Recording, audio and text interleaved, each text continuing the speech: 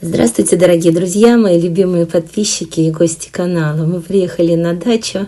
Вот этот большой сугроб около наших ворот почти весь растаял. 2 недели прошло с тех пор, как мы в последний раз тут были. Все, уже снега практически нет, только в самых таких тенистых уголках остался. И там, где были большие сугробы, вот около дома, там тень от дома. И вот под забором соседским там тоже тенечек, потому что солнце у нас вот как раз с той стороны, где соседи весь день. Куст смородины уже начал почки выпускать. Вообще, конечно, небо и земля по сравнению с предыдущим нашим приездом. Уже можно что-то делать даже. И на улице тепло, но, правда, обещают похолодание на следующей неделе. Но ненадолго. Но мне даже и лучше, что пока не надо ничего начинать делать, потому что мне на моем рукодельном канале нужно успеть что-то сделать. Что-то вылезло из дырочки для клубники, какой-то цветочек. Наверное, может быть, гиацинт, не знаю. Не похож. Ну, похоже на что-то. Нарцисс, может быть, какой-нибудь маленький. Так, ну давайте смотреть, что у нас тут. Кроты, конечно, у нас тут повеселились. Но еще с осени крот какой-то залез, и вот вдоль дорожки, которую мы перекладывали в том году по песку в грядках, это вот тюльпаны, я уже не знала, куда приткнуть. Какие-то не очень луковички мне соседка дала, сама сказала, что они не очень, но выкинуть жалко. Вот я их посадила по краешку грядки. Здесь вот я ботву кидала помидорную слева, чтобы новую грядку делать. Ну да, крот или кроты. В теплице оставила двери открытые, потому что здесь прям снег таял, и дорожка вся в воде была. И я знаю, что у нас тут влажности достаточно. Здесь в теплице в самой низинке, вода талая туда стекает постоянно, аж земля зеленеет. Мне это не нравится. Здесь вот по суше вот самая левая грядка, правая более влажная. Но если что надо будет, польем. Мне вот эта зелень не нравится. Я вообще выгребать собираюсь вот из крайней левой теплицы землю. И там у меня должно уже в компосте созреть перегной. Туда добавлять. Смотрите, нарциссы уже начали, носики вылезают у них. И здесь тюльпанчики. Те, которые более-менее.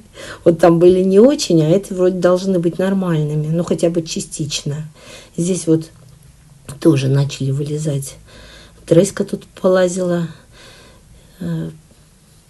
пробежала, судя по следам. Ну, делаю обход потихоньку, посмотреть, петрушка не вылезла. У меня вот щавель начал вылезать, маргаритки начали расцветать, маленькие, смотрите. Здесь вот более сухое и солнечное место получается, хотя здесь вообще-то тень от душевой кабины тоже, но, видимо, благодаря тому, что более сухое место. Чесночок, смотрите, тоже носики уже высунул. У меня вот эта большая грядка и 2 небольших грядки. Не знаю, понадобится или нет. Виноград под елками. В этом году я поленилась листовым опадом забрасывать виноград. Надеюсь, что он перезимовал хорошо, потому что снега было много, и потом сразу же раз и тепло.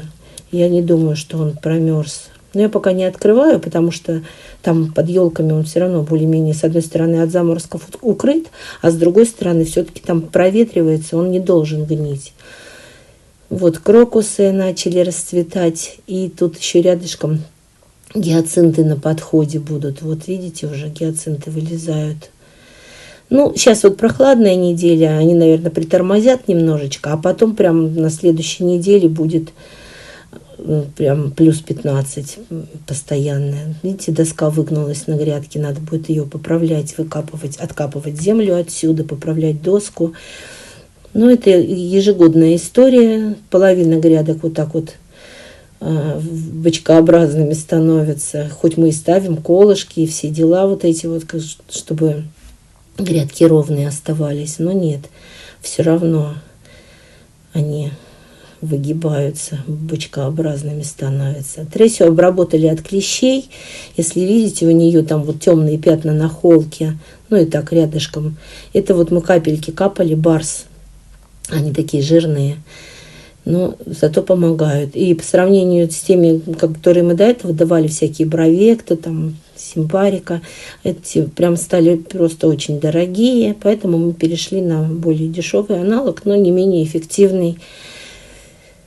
Залезла. Раньше она на этой куче лежала, а мы теперь вот выкопали тут ямку, потому что все травой, весь песок зарос, и мы вот откопали, нам надо было, когда мы дорожку делали, меняли там все, чтобы выравнивали песком, вот, и, соответственно, выкопали тут ямку, и она теперь, когда жарко, она лежит в этой ямке. Но сейчас пока не жарко,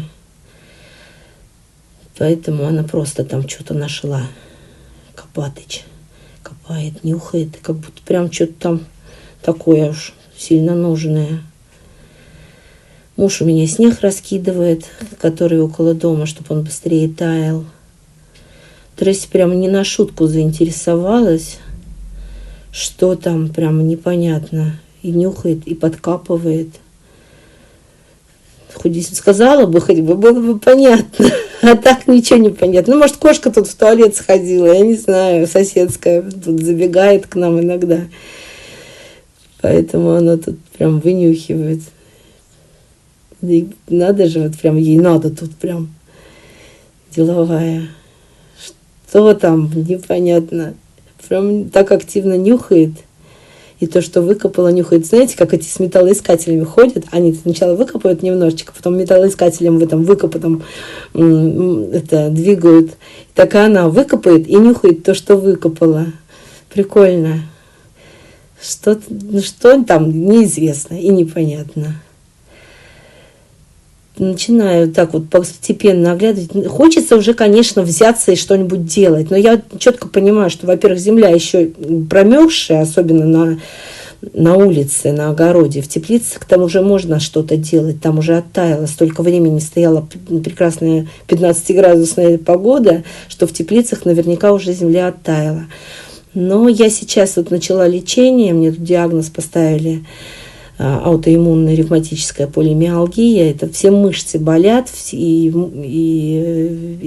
суставы, и мышцы, плечи, тазобедренные суставы. Поэтому я только-только начала лечение, вот только-только мне полегчало. Но назначили гормоны, от них толстеют, так что мне тем более надо уже начать что-то делать.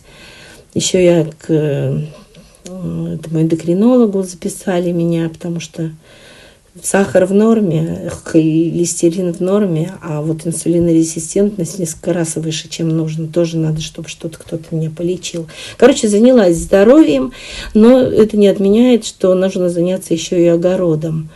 Но сейчас я хотя бы в силах, потому что я не могла просто руку поднять пустую, не то что с лопатой там что-то делать, какие-то упражнения. Вот, сейчас стало полегче, хотя я только неделю лечусь. В этой теплице у нас по осени муж привез вот этих мешках черных, серых, конский навоз с подстилкой. Ну, бесплатно досталось, надо было только забрать.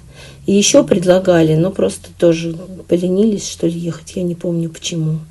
Не поехали еще. 5 мешков вот таких достаточно больших. Это большая радость, конечно.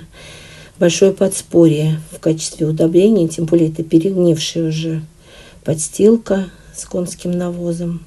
Я очень рада, что он у нас есть.